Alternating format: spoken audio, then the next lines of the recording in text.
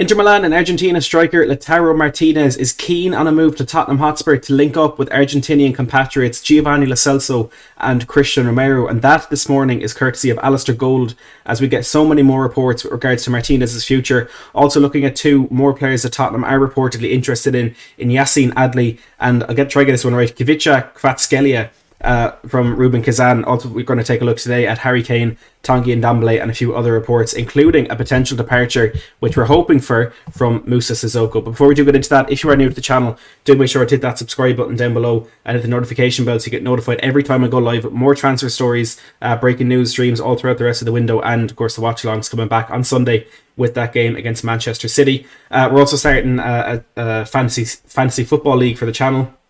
The pinned comment there, you click the link to bring it to you, or the code to access the league as well. Good to see some of the usual faces in the chat. We got Bobby in the Irish Hotspur here early on, probably seeing Messi news incoming and not Lionel.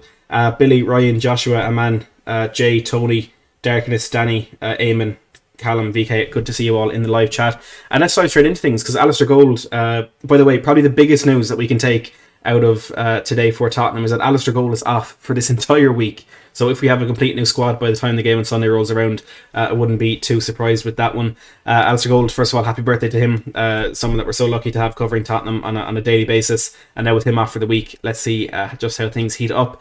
And he said before he did go off on his break, he said Lautaro Martinez is keen on a move to Spurs and linking up with his fellow Argentinian teammates in Giovanni Lo Celso and Christian Romero. And I'll be saying, with regards to Inter Milan's reluctance to sell him, or the reported situation that they're in where they can sell him because they are trying to keep hold of him with the imminent departure of Romelu Lukaku, the key thing could end up being Martinez's wishes and where he wants to end up. And I was concerned, as I think every Spurs fan would be, that Martinez just may not want to move to Tottenham, because essentially we are a Europa Conference League team and he's dropping out from a team who've just won the Serie A and who will be in the Champions League next season. Now, their performance in the Champions League, I think, is going to be way lower than the usual performance of domestic champions, given the fact they've already lost their manager in Antonio Conte, they've lost Achraf Hakimi, they're about to lose Romelu Lukaku, and then of course they could be losing Martinez, depending on how this one pans out.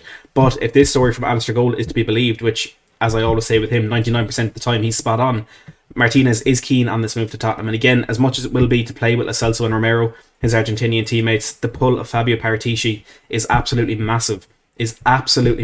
And it's incredible to see, and it could be a massive difference for Tottenham within this rebuild in the next couple of years.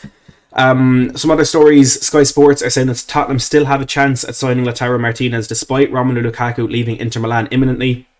Martinez currently has 2 years remaining on his £40,000 a week contract at Inter Milan. Now, that is a number that is being debated today, whether it is £40,000 a week or up as high as €81,000 a week that he is being paid at Inter Milan. And for me, whichever one of those it is, even if it is as high as €80,000 a week, that's nothing for one of the biggest up-and-coming strikers in world football. Again, just 23 years of age with 27 goal contributions in the Serie A last season, 17 goals and 10 assists. Mark, they're saying 40,000 is after tax, which would definitely make a lot of sense. But with that low wages, I'm sure we will have to up them a little bit. We would have to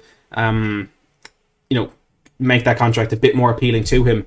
It's not a much that we need to build on. It certainly isn't. Again, for a player of his quality, is one that we should be really, really jumping on. And with only 2 years left on his deal, as much as Inter Milan want to keep him, their asking price can go up. But if he makes it known that he wants to leave, which is very possible given the financial situation they're in and the way they seem as though they may be shipping on their players, their better players this summer, Martinez may make it known that he wants to leave. Although from a lot of reports, he will want to leave, but he won't make a big scene about it. Kind of similar to what we heard about Harry Kane before what happened there with Harry Kane, and it's happened again. I apologise, my camera's gone, but I'll get it back on as quickly as I possibly can. Another report there from Fabrizio Romano today, who said that Tottenham wanted Lautaro Martinez, but they wanted to do a deal before Romelu Lukaku moved to Chelsea. Inter Milan say they are losing Lukaku. Because they are losing Lukaku, they need to keep Martinez regardless of money. And that I do think is important, because previously with Lukaku, they said, it was as recently as the 25th of July, so about 2 weeks ago, that the Morata, the CEO of Inter Milan, said Lukaku is untouchable. He will not be leaving the club. He will be staying. He is happy there, and the club are happy to keep him there. And here we are now 2 weeks later, and it's Romelu Lukaku to Chelsea. Here we go. He was pictured today after the first part of his medical in Milan holding a Chelsea shirt. So Inter Milan's stance in these things can change extremely, extremely quickly. And it's no surprise because of that financial situation that they are in. Their fans at the moment are protesting. They did it from the minute that Lukaku deal to Chelsea was announced, and they're continuing to do that. And I think they had a friendly against Parma yesterday. Martinez actually started the plot for them, and they had a banner in the stands that said to the owner, I think is Zhang, a Chinese businessman. They said, if you want to do the best for this club, you need to leave. And with the financial situation he is in and that they are in, it's no surprise that the fans do feel that way. And I said it yesterday, but the owners of Inter Milan also owned Jiangsu Suning, a Chinese Super League team. They went on to win the league last year and were immediately liquidated because of these financial issues. And now they cease to exist. They're not a football club anymore. And the owners may have to do something rather serious in order to prevent a similar end for Inter Milan, because there's already talk of them liquidating this summer. There's already talk of them having to sell their big players, and this started back in I think it was maybe end of March, start of April when this news started kind of coming out, and that's where Antonio Conte's future was thrown into doubt, and he of course ended up walking from the job then. And the situation just seems to be getting worse and worse for them. So it says here, regardless of money from Fabrizio Romano, but I've no doubt that's Inter Milan's current stance, but that could change in the blink of an eye, and I think Tottenham need to be ready for that, to pounce on any deal for Martinez. And in terms of why there's kind of a difference between what the English press is saying and what the Italian press is saying, it seems as though Tottenham had agreed this deal with Inter Milan for about £65 million before Lukaku to Chelsea materialised. So they had agreed this deal in principle. It wasn't formally accepted by the Italian club, but now following the departure of Romelu Lukaku, where Inter are getting £35 million more, they now have to hold on to Martinez, and since they never formally accepted that offer, they can just pull out of those negotiations or demand a higher fee for Martinez, which I personally think that's the way this is going, that if you do go back in with maybe 70, 75, 80 million pounds, that they may be forced to sell, and it could just be a negotiation tactic from them to actually get more money out of Tottenham, and I certainly hope it is, because there's nothing I'd love more than to see Martinez partnering Harry Kane up top at Tottenham. Alistair Gold also given a bit more context on how this actually came about. He said Fabio Paratici managed to convince Daniel Levy that Lautaro Martinez is a player worth taking a gamble on. Spurs reached an agreement in principle with Inter Milan, only for Romelu Lukaku's impending departure to change their mind. He's now deemed non-transferable. So that's kind of confirming that it was before the Lukaku deal that Tottenham agreed this. But it was Fabio Paratici doing his job, Don Fabio, doing exactly what he was brought in to do, convincing Daniel Levy that he's worth taking a gamble on. And there's not many players out there that Levy would take a gamble on. There's not many people that he would agree or trust enough to take a gamble worth £65 million. But Paratici has managed to make him do that. And that kind of leads you to believe we could end up going back into this. But I also want to bring back the point from Cody yesterday that I mentioned from one of our group chats, that if Tottenham are making this bid for Martinez, there's no reason why we can't then make a bid of a similar amount for another striker, whether that is Dusan Vlahovic or someone else. That money now, as the club have shown, is there and needs to be invested in a striker to play with Harry Kane and potentially replace Harry Kane next summer if he does move on. A few smaller reports there from Football Insider. Lautaro Martinez has told friends he has his heart set on joining Tottenham and has also made that clear to Inter Milan. Football Insider, I wouldn't take anything they say to be true unless it is either from the Leeds Youth Academy or EFL. And it's a weird kind of niche that they have kind of trust in. But if it's outside the EFL or that Leeds Youth Academy, I think you can safely say it's to be taken with a huge pinch of salt. La Repubblica in Italy are also saying Inter are set to offer Lautaro Martinez a new contract despite interest from Tottenham. And I had a conversation yesterday with someone, and they made the fantastic point that if Inter Milan do offer a contract to Lautaro Martinez, it could be a ploy from them to kind of take away the element of them being the bad guys if this does end up with Martinez leaving Inter Milan. And what he meant by that was, if, let's just say, for example, Martinez is on €40,000 after tax, they can make him a contract offer that is a slight increase on that. It could be the exact same, but it's a contract that he may not accept. So they make him that contract offer, he rejects it, and then that gets leaked to the press, and all of a sudden Inter, they have to sell Martinez to protect their long-term financial interests and their assets as well. So it could be an interesting ploy for Inter Milan to let him go. I know it's a bit of a conspiracy theory, but with the way Inter Milan have gone about their business in the last couple of years, it would be no surprise if it did pan out like that. So one to keep an eye on there. There's also talk that Martinez will not be accepting any contract that they do offer him. Again, given the uncertainty around the immediate future of that club, with a lot of their bigger players potentially moving on. Chris, good to see you in the live chat. So that is the current state of play with Martinez. Is it likely that he'll join Spurs? I wouldn't say so at this point, but I certainly, absolutely would not rule it out. I think it is a possibility, and one that, as Alistair Gold said yesterday, will rumble on for the rest of the transfer window.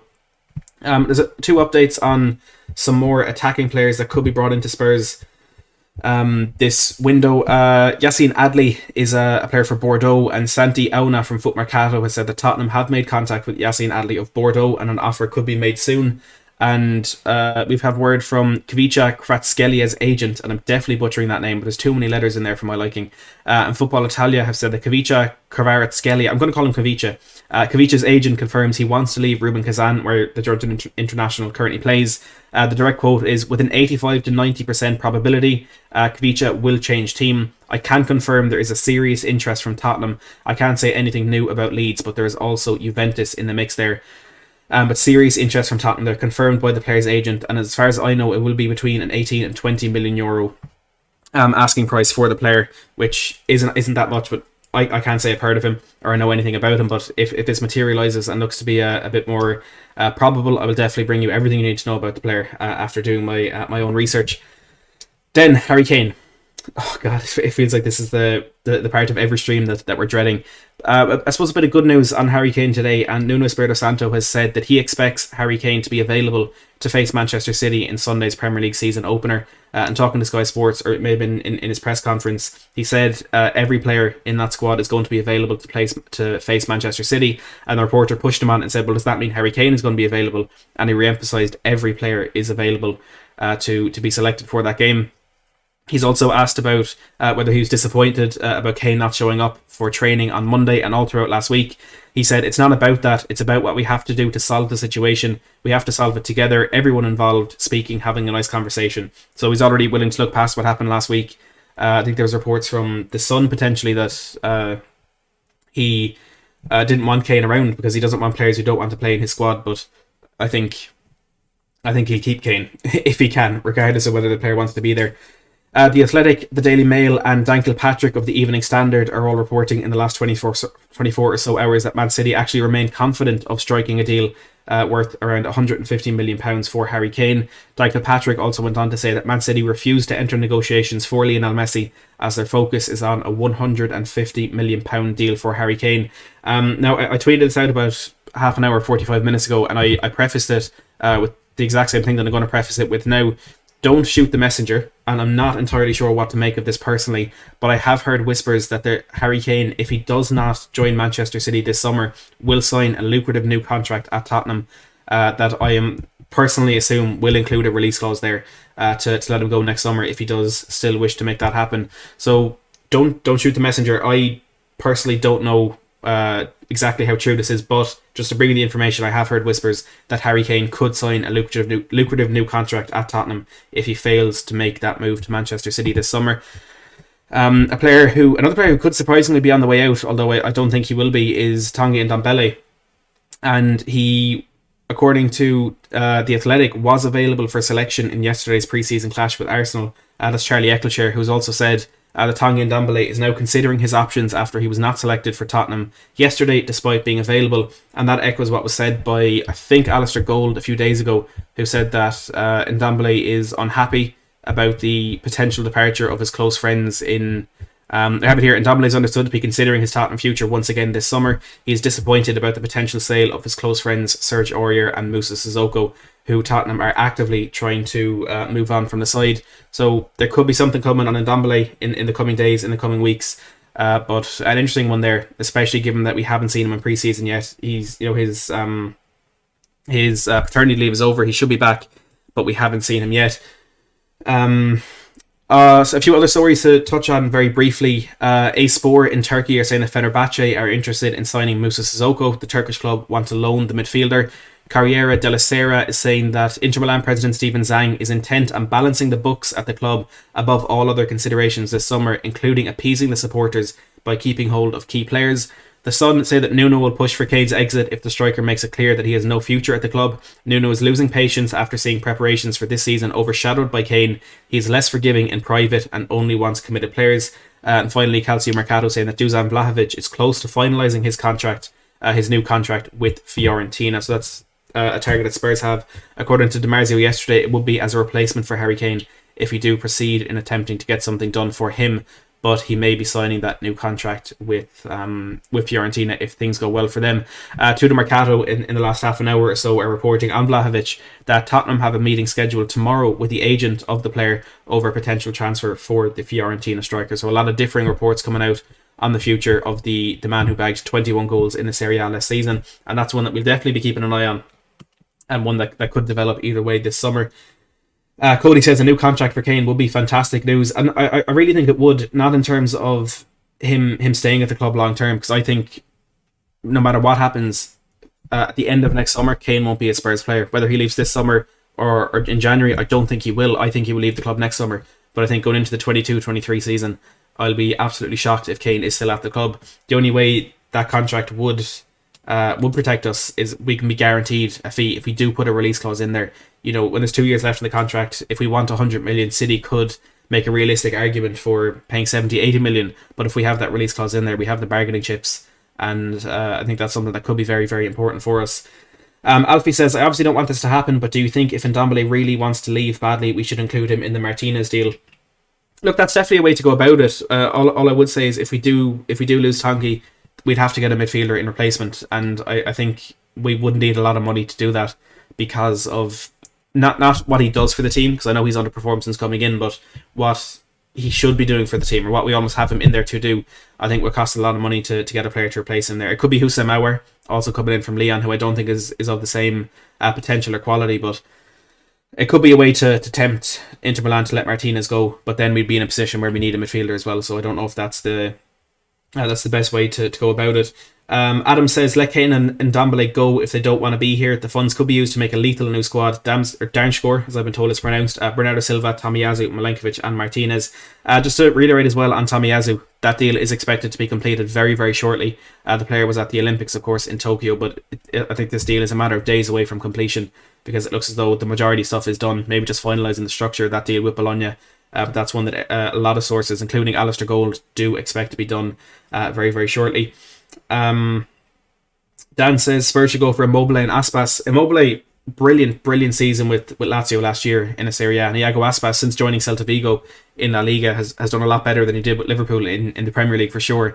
But I personally can't see either of those deals being pursued. But if we missed out Martinez, missed out Vlahovic, and Paratici was looking at other strikers within the Serie A that he could potentially move for, I wouldn't be surprised if Immobile was close to the top of that list. James says Ndombele is a baller, but he is soft. Chris says, I personally don't care if he leaves. I assume that's on Ndombele as well. But look, I know it's a bit of a shorter update tonight, but there wasn't too much to get through today, which is kind of a bit of a change for the transfer window the Spurs have had following the managerial situation, and then of course everything that continues to happen with Harry Kane, and then Christian Romero, and now Martinez has taken over that merry-go-round that we had with Christian Romero. But look, we will wrap it up there. Quickly, Gary there mentioning Sabitzer, he is joining Bayern Munich. That looks to be a done deal. So all the kind of talk maybe turned into the modern day Leandro Damião almost for us, but that is over. He will be joining Bayern Munich this summer. But thank you everyone for tuning in. There's over 800 people watching live right now, which is a number that will never fail to amaze me. We've had 2,200 people tuning in over the last 19 minutes as well. So thank you very, very much for that. We're on 123 likes, so let's see if we can get that to 200 before the stream ends. I do want to remind you, if you are new to the channel and you want more of these updates, plus breaking news streams and live watch-alongs this season, do make sure to hit that subscribe button down below and click that notification bell so you get notified every time I upload or go live. And if you do want to join our Fantasy Football League for the season ahead, the link should be pinned to the top of the live chat there, although at the moment it doesn't look as though it is. So what I'll do is I will drop the link in the live chat right now. So anyone, if you do want to join that Fantasy Football League, please do hit that link there, or the code if you want to join that way is 6J4HFY, which I'll pop in the live chat as well. So please do join us in that. Hopefully a good season ahead of fantasy football. I'll probably give up after week 4, but there should be quite a few people in that league for you to compete with as Spurs go on throughout this season. Let me know as well who you're going to put in your fantasy football team. Are you taking a risk on Harry Kane? Are you including Christian Romero from matchday 1? Do let me know in the comments down below. And as Cody says here, we are setting a new goal on the channel, and it's a massive goal, and it's one that I'm not exactly expecting to meet, but why not aim big? Why not be ambitious? Everyone subscribe if you haven't. We are getting Matty to 20k before Halloween. So that is the goal, to hit 20,000 subscribers before Halloween. We said 10k before the season started, and we absolutely smashed that. So let's go for 20k in the next just under 3 months. It would be massively appreciated if we could get there. And thank you to Cody for forcing me to set that new target. But for now, everyone, thanks for tuning in. And as always, thanks for watching.